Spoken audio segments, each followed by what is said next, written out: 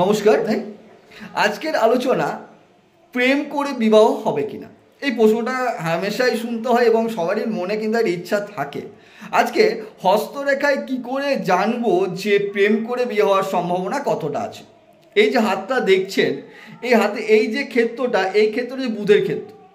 প্রথম কথা, এই বুধের ক্ষেত্রে দুটো কিন্তু বিবাহ রেখা থাকতে হবে এবং দুটি বিবাহ রেখা বেশ স্পষ্ট থাকতে হবে, সমান সমান থাকতে হবে। একটা ক্যাটাগরি দিলাম।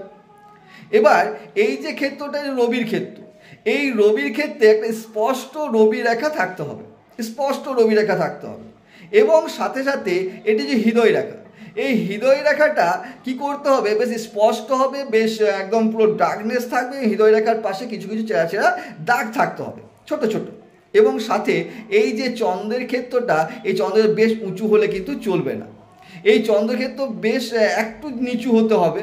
এবং সাথে সাথে এই চন্দ্রের ক্ষেত্রটাও কিন্তু লক্ষ্য করতে হবে যেন গোলাপি আভাযুক্ত না হয়।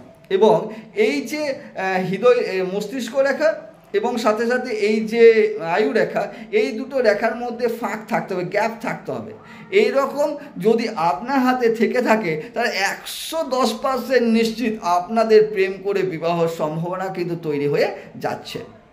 ভালো থাকুন, সুস্থ থাকুন, মিলিয়ে কমেন্ট করুন কতগুলো সংকেত আপনার হাতে আছে। যতগুলো সংকেত থাকবে ততটাই কিন্তু লাভ মেরে যাওয়ার সম্ভাবনাও কিন্তু তৈরি হবে।